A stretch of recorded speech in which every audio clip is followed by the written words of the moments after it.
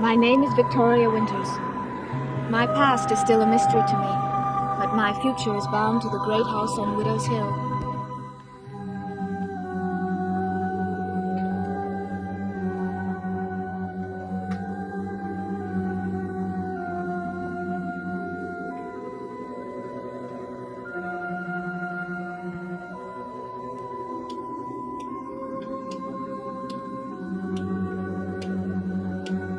To a boy whose eyes brim with fear and torment.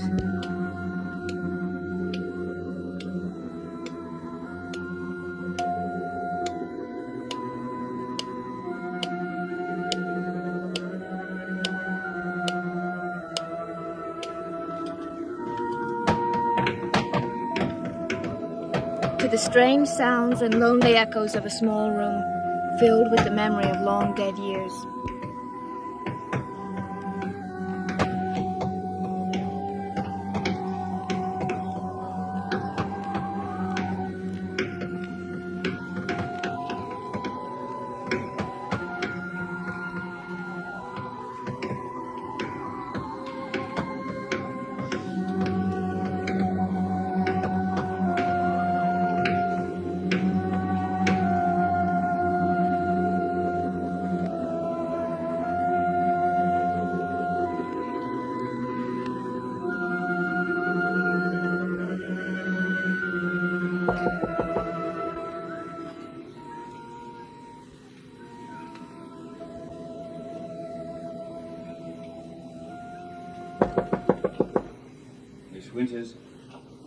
Miss Winters, are you awake?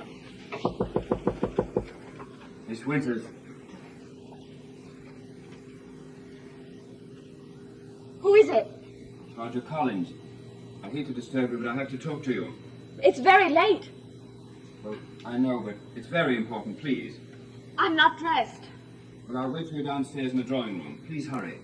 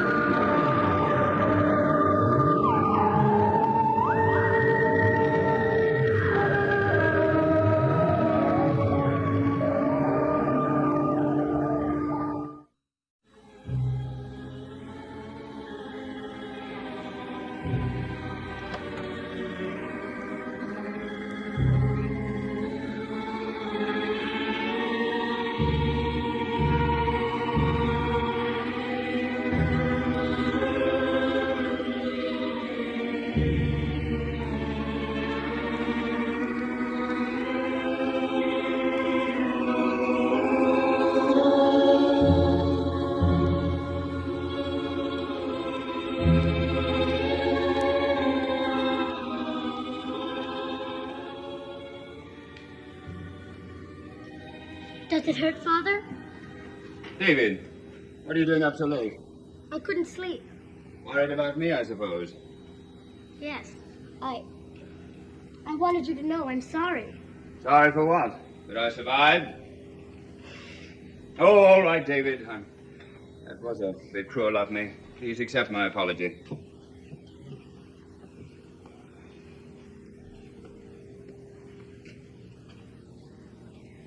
Does it hurt? Oh, a little. The arm especially. What happened? Is it broken? No, it's just a sprain. It'll be better in a day or two.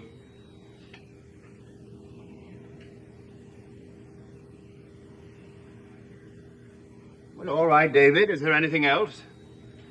Why do you want to talk to Miss Winters? Well, now, that's not your affair. It's about the accident, isn't it? You think she knows whose fault it is? Well, what makes you believe that I think it was anybody's fault? I know. I know you said someone fooled with the brakes, and that's why the automobile crashed. I know something else, too, young man.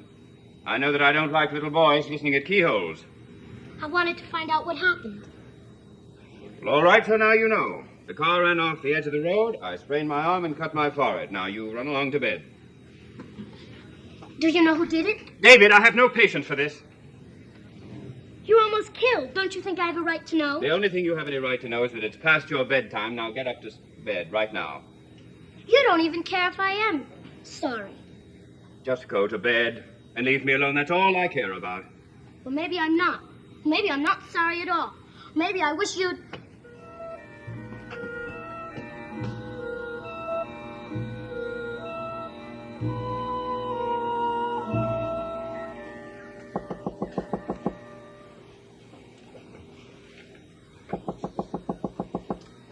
Mr. Collins, I told you I intended to come down as soon as I... David, what are you doing up so late? Can I talk to you? Sure, come on in.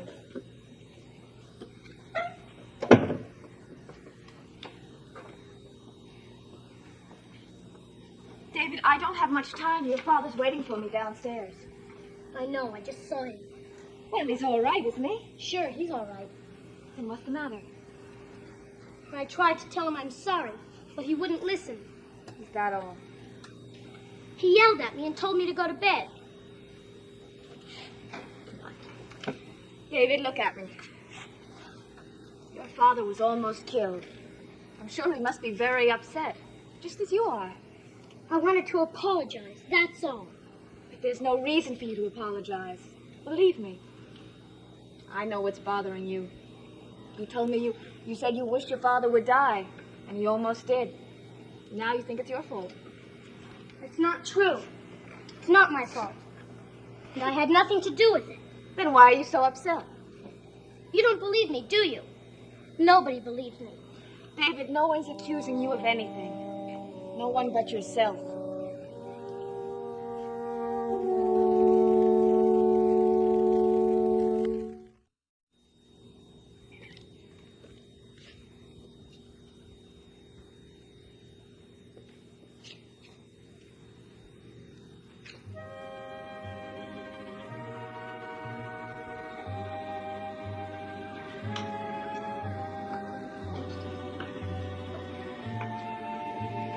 David, I'm sure there isn't a child in this whole world who hasn't said what you did at some time or another. It's nothing to be unhappy about. Can't you understand that? Just because you said you wished he was dead doesn't mean I had nothing to do with it. Then why are you so upset? David, if your father shouted at you, I'm sure he didn't mean it. Just as you didn't mean what you said.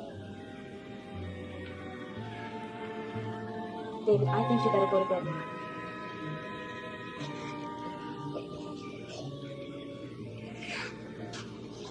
What are you going to tell my father? About you, not a thing. What are you going to tell him about the accident? But if he asks me, I'll tell him what I know, which I'm afraid is nothing.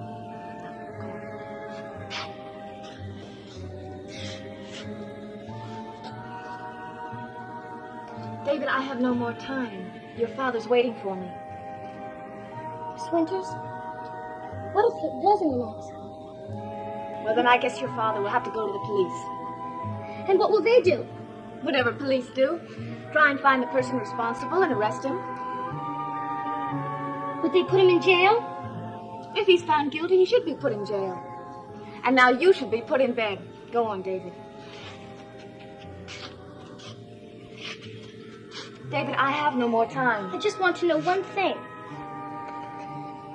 If you knew who did it, would you tell?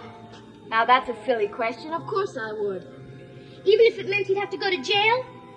David, your father was almost killed.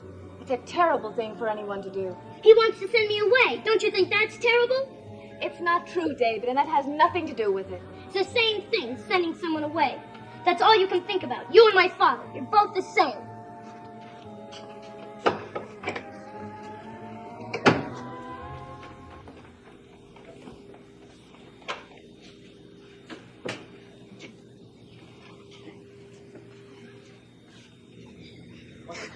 I'm afraid my son's emotional state doesn't concern me at the moment.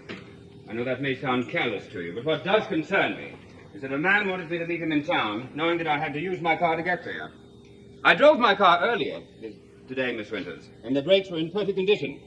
When I went to keep the appointment, they failed. Do you know why they failed? Yes, and I also know why and who caused them to fail. But knowing it and proving it are quite different. That's why I wanted to talk to you. How can I help? You said you saw Burke Devlin standing in my garage earlier in the evening. Yes. He was looking at the car. Is that what you said? Yes, he told me he was thinking of buying one like it. He could scarcely have told you that he'd been tampering with my brakes, any more than he could tell me that his suggestion that I meet him in town was an invitation to an accident. Are you sure it was Devlin? If I wasn't sure, I wouldn't be bothering you like this. I know it's late, and I know you're very tired, but it's very important that you remember everything that happened when you saw Burke in the garage. Well, I went to the station wagon to get some timetables. I was told they were in the glove compartment. Yes. And I heard a car door slam. Are you sure it was a door? Well, I think so. Why? This is a sketch of a part that was removed from my car. Now, it's called a bleeder valve. Now, that doesn't mean anything except that Devlin lifted the hood of my car and removed this part from what they call the master brake cylinder. Well, I'm afraid I don't know enough about cars. All you have to know is that this part, without it, it would cause the brakes to not function in about 2 minutes. Now, about this sound that you heard, could it have been the hood slamming down instead of the door? I suppose so. Mr. Collins, would you need a special instrument to get that out of the car? Oh, a pair of pliers, that's all. Even a child could do it. A wrench? Yes, why? Well, when I went to the garage to see who it was, and I saw Mr. Devlin standing there, he was holding a wrench in his hand.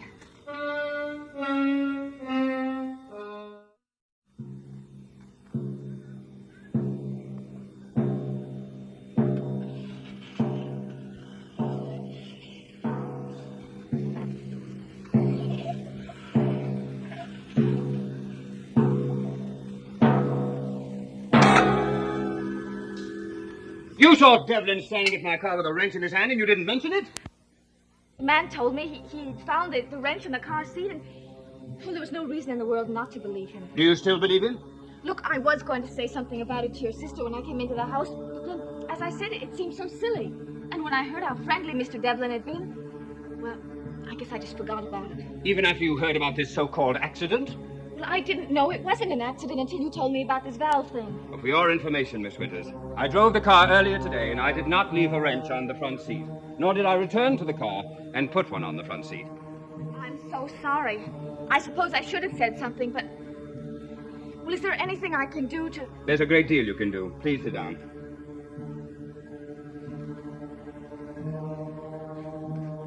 Now, in the first place, is there anything that you haven't mentioned, other than this wrench? No. Are you sure? Yes, I'm quite sure. I heard the car door slam. Or the engine hood? Yes. And I went in the direction of the sound, and I saw Devlin standing there. With the wrench? Yes. I told him I was looking for timetables. And then I asked him if you knew he was there, because I didn't know you'd patched up your quarrel then. Well, obviously we hadn't. What did he say to that? Well, he said that you didn't know, but that you wouldn't mind. And then he told me that he was looking at the car because he was thinking of buying one like it. Was he holding the wrench all this time? I don't... Wait a minute, I do remember. He threw it on a workbench. Yes, that's probably where he'd have gotten it from. Now, about his hands. Were they dirty? I don't know. I don't remember. Well, now, this could be very important. Oh, I really don't remember. I didn't pay any attention to his hands. Did he seem upset? Was he concerned that you found him there? No, I remember that very well. He seemed very calm and pleasant. He wasn't concerned at all.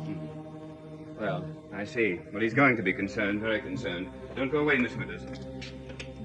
Are you calling the police? I'm calling Burke's Hotel. Is Mr. Devlin there? Oh, he's not. All right, thank you. I'll call later. He's not there, but he will be soon. What are you going to do? I'm going to wait outside the hotel and wait for him to go in. And when he does, I'm going right up to his room and throw this whole thing right in his face. Wouldn't you be better off by getting the police? Oh, I intend to. But only after I have enjoyed seeing Burke and forcing him to tell me the truth. Now, you'd better get dressed. Me? What for? I don't want to give him the chance to deny that he ever had that wrench. I want you standing beside me all the time. I'm sorry, Mr. Collins, but Well, you just asked me if there was anything you could do to help. This is it. I know, but... Look, you won't have to go up to his room. Not unless it's absolutely necessary. You can wait in the lobby. But I may need to. Now, don't let me down now.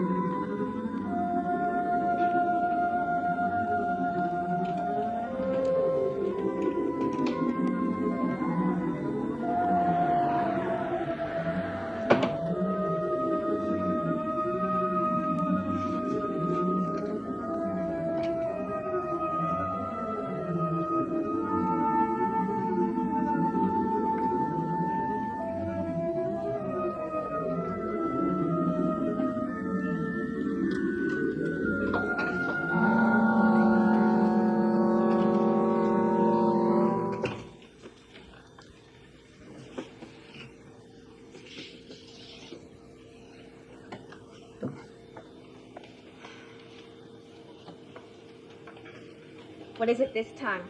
Another present? David, I don't want to have to lock my door every time I go out. You can lock it. I don't care. But I do. David, aren't we friends anymore? What did you tell my father? It has nothing to do with you. We talked about the accident. Nothing else. Is he going to call the police? I don't know, maybe. Why should that bother you? I just wanted to know, that's all. Why are you so worried? Why are you so upset? Where are you going? Into town with your father. David. To the police? Maybe. I don't know. David, how can we be friends if you won't tell me what's wrong? I don't want any friends. All right. We'll talk about it in the morning. I wrecked a car. What? One of my models. I crushed it and threw it out the window. That was a silly thing to do. Why don't you call the police and have me arrested? Because it's easier to buy you a new car. Why can't he buy a new car? Why does he have to call the police? David, I think you're just too young to understand. I understand, all right. I know it. I thought I told you to go to sleep. It was my fault. We were having a little talk. Can't it wait till morning? I was wondering what had happened to you. He's very upset. Well, he'll be more upset if he's not asleep in 10 minutes. Now get in that bed right now. Don't you glare at me, young man. I'm in no mood for your nonsense. Are you ready? Just as soon as I get my coat. I'll meet you downstairs. Please hurry. Good night, David. Try and get some sleep. I hate him.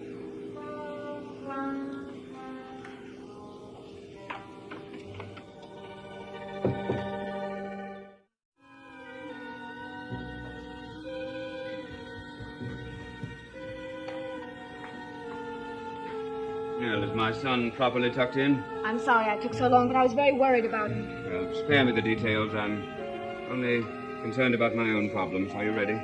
I should think he'd be one of your problems, too. Not tonight. Tonight, I'm only interested in what happened to that car. And it doesn't involve David at all.